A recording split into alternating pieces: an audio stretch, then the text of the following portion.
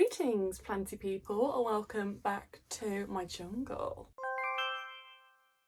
Okay, so I thought as it's nearing the end of the year and I have an ever-growing plant wish list, I thought I'd share some of the ones that I'm going to be after next year responsibly. So I've got quite a long list here. I might even add some more along the way because my actual wish list on my phone is huge. Some of them are probably impossible for me to get. Oh, there's a plane. Why do they always make sounds when I'm trying to film? And I've recently had quite a lot of people coming to this channel, so hello. If you don't know me already, I'm Jules and I have way too many plants. Okay, should we start off strong? Philodendron strawberry shake. I'm going to shuffle this way so I can put the pictures here. I had a little baby philodendron Whippleway and it was a tiny little thing. It wasn't rooted, it was just in moss, and it's recently just passed away, and I don't want to talk about it really. But this one, the strawberry shake, it looks a bit more durable. Now, they are quite an uncommon one to get and they're still quite expensive, which is why I haven't got one yet. But I just think they have such a unique colour story to them. It's like the Pink Princess, but lighter, if that makes any sense. If you know me already, you know I like a lot of philodendron. I have quite a few just dotted in betwixt my other plants, and I just think philodendron is my favourite genus of all time because each plant is so different. There are similar ones, but if you compare, for example, the tortum to the strawberry shake, you'd think they were completely different genuses. Plural, I don't know. So yeah, this is definitely one I'm on the hunt for, but like I said, they are way too expensive, so hopefully the price decreases next year. But if I ever do get one, of course I will show you. And I'm a big fan of pink. Don't know if you could tell that. Okay, next one I'm gonna actually struggle to say, so I'm gonna read it out. So it's a philodendron camposportaanum. Did I say that right? Probably not. I really like velvety plants, and if you put my favourite genus with my favourite texture of plant, you get this plant. I think this one was quite expensive back a day, and I have seen them a lot more affordable nowadays. I just kind of haven't taken the plunge yet to get one. I reckon I'm gonna try and find a cutting of this one next year because, like I said, expensive, and I'm trying to be responsible. I actually haven't bought plants in a while. And I just like that it's got the kind of dark in the middle and the lighter green on the edge. I just think it looks really unique, and when they get bigger the shape of the leaf changes, I think. I'm not sure, don't quote me on that. I'm really into unique philodendron. I did watch Kaylee Ellen's video about philodendron and she said that they can be a little bit tricky, so that has put me off a little bit. So I'm going to try and do some research and I'll get back to you on that one. Okay, should we go for something completely different? So I'm really after a Begonia escargo. Now, I know not everyone's the biggest fan of begonia. I know a lot of people comment that down below. That's totally fine. We all have our own opinions. But this one is so magical looking. It looks like a drawn cartoon. I've mentioned that I'm really into silver plants at the moment, and it's called escargo because it looks a bit like a snail, which is super cool. But the reason why I haven't got that one yet, one, I haven't seen it in a shop and I would like to see it in person. Two, I was just testing the waters because I know a lot of Begonia Rex varieties are a little bit, but I've managed to keep my little pink one alive for 3 years now. Whoa, 3 years, that's gone quick. And it seems to be fine. It can be a little bit thirsty at times, but I can be a bit of an overwaterer. So I reckon that's why I get on with it so well. And like I've said in quite a few of my other videos, I'm really after anything silvery at the moment. Anything silvery I'm definitely here for. Anything spooky or silvery. If I do see one, I will definitely get one. With begonia, I like to see them in person because they can be quite delicate. That's the word, yeah. And speaking of delicate begonias, I'm gonna have to read this one out as well because I've never been able to pronounce this one either. So the Begonia amphixioxus. This one. So I did have this one a while ago and I bought it when I was a bit more inexperienced with plants, so I didn't really know what I was getting myself into. It shedded all its leaves the first time and I was like, right, did some Googling. And it said they like a lot of light and a lot of humidity, and I was like, right. So I just put it in a big clear bag for a while, and it did grow back, and then I kind of gradually opened it a little bit and then a little bit more to kind of acclimate it, and it did work for a bit, and then suddenly it just kaput. So I'm definitely on the hunt for one of those again in the future, because I will probably keep it in semi-hydro and put it in a brighter spot. I think that's the key. But that's so dramatic. I know that Alina keeps hers in like a cloche or like a little terrarium thing, so I might have to do that. Maybe I can put it in my mantis enclosure. Yeah, I'll do that. Oh yeah, forgot to mention, I have a pet praying mantis. Dee-dee! She is a Malaysian flower mantis, and I've named her Persephone. I don't want to handle her yet because she's only a little tiny little baby, and I reckon she's going to molt soon. So when she gets bigger, I'll introduce you properly. But I did put a video about her on my TikTok, so go check it out if you fancy. Anyway, let's get back to the plants. So Begonia amphixioxus, is that how you say it? I do want another one, but I will have to do a lot more research. And another begonia, the Begonia listata. Now I did have this one actually as well. I ordered it from a plant website and it came just wet and mushy. I could not be asked to dispute it, and I was just like, ugh, whatever. Things happen, plants, you know, I couldn't be bothered. It was only a little baby one, but I definitely will be getting another one. Not from there, scandal.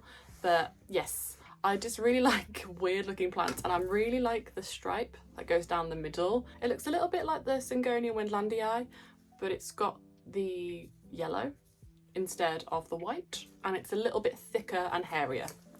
And that's another begonia that loves a lot of humidity. I mean, all begonia do, but this one especially. They're really good for terrariums, and like I said, I need more foliage in my terrariums, so that works out pretty good. So this one I've been after for quite a while actually, but next year it's my goal to get one. Like, I'm actually gonna try and get one. So that's the discolor, and wow, in person it has this kind of iridescent sheen to it, because I think it's got blister variegation, and wow, it just looks like it grows on a different planet, and that is my brand. That's what I'm here for. Like most of these are a little bit expensive, and I'm trying to be careful. It's also more of a climber, so I definitely would have to shuffle things around, but it's just such a unique plant. It grows a bit like a piper, if that makes sense. So if anyone knows where I can get a discolor, please let me know. UK based, please. Even if it's just a cutting. I mostly grow things from cuttings anyway, because it's cheaper and I don't know, it's fun. I feel like a little scientist. So the next one, I have mentioned that I would like to get more Antherium. And this one, every time I see my friends or people on the internet with it, I am extremely jealous. I'm happy for you, but jealous. So this is the Antherium veitchii, and this one I believe is the king Antherium. There's a king and a queen, and this one, wow, it looks like it's been at the gym. Like, you see all those little six packs on it. Whoa. I just think it's so striking. I saw one in person at the RHS show last summer, and I've not been able to stop thinking about it since. It's just a ridiculous looking, awesome, unique plant, and I want it immediately right now, but they're really expensive. I mean, not ridiculous expensive. I've seen them about ranging from 100 to about, I think the lowest I saw was about 40, but that's a plant that I'm definitely gonna go on the hunt for this year. So if you've got a plug, let me know, because I want one now. Now I was looking at the Queen Antherium. They look so problematic. A lot of my friends, their ones are just a stump and they've had to regrow it back, and that scares me a little bit, especially for quite an expensive plant. It's a lot of pressure. That's why I don't buy super rare plants, because it's just like, if it dies, Okay, next one. This one isn't as uncommon as a few of these on the list, but this is a Syngonium aurea. Now, I already have the albo, but I want the yellow variegation, and I want to put them both together, and I just think it will add so much dimension to it. Like, imagine the green, the cream, and the yellow. I just think it will look so beautiful. And the good thing with those Syngonium, they're so easy to grow. Like, mine's just randomly taken off, and I gave one little baby little albo to my friend, and he's loving it. It's growing really big actually, so woohoo. I also have the mojito, but that one's taking a little while to grow, but we're getting there. Maybe I'll put that one in there as well to save room, who knows. But my goal is to just grow a really tall Syngonium to get them to fenestrate. Have you seen when they mature? beautiful. There's another Syngonium. What's it called? Panda? Is it Panda or Grey Ghost? It's here. That's another one that isn't actually on my list, but now that I'm talking about Syngonium, I must have one. Syngonium is another one of those plant genus that are so underrated. Like, I'll show you a really cool one behind me. So this is the Syngonium Steomachii. Now, I hadn't actually heard of this one until I was doom scrolling on eBay when I was really bored. And I'm so glad I did. And it rooted quite easily, actually. And yeah, some nice healthy roots in there. And it's about to give me another leaf. And these can get pretty big. Pretty big. So definitely I recommend, if you want something a bit quirkier, that's not too expensive, definitely just type in, for example, Bonia or Syngonium or Philodendron on eBay and just scroll for ages. scroll your day away if you've got nothing else to do. But it might be a bit dangerous. You might find too many cool things on there. Oh, we're having such a waffle today. I'm so chatty. Next one is I'm gonna have to look down at what it's called. The Allocat longiloba silver. Whoa. Like I've said a million times, I'm after silvery plants at the moment. That's my mission. Now this one reminds me a little bit of a pink dragon, or just the normal longiloba, to be honest, but the silver one is so ridiculous looking. I think it is a bit of a mutation. I think most Allocatia are, but this one, wow. When I was scrolling, like I usually do, I literally stopped in my tracks, screenshotted it, and I was like, guys, look at this plant, because I had never seen an Allocatia like it. Because usually when you get a silvery Allocatia, it's more of like a green mint. This one is more of like a snowy, ethereal glow. I don't know how to even describe it. She's quite expensive, so I'm gonna hold fire on that one, but I would like to get one next year if I can. But like I said, expensive, so hopefully the price goes down. We'll see how that goes, because I know a lot of people don't buy as many plants in winter, whereas that's kind of when I buy most of mine, because there's usually more sales.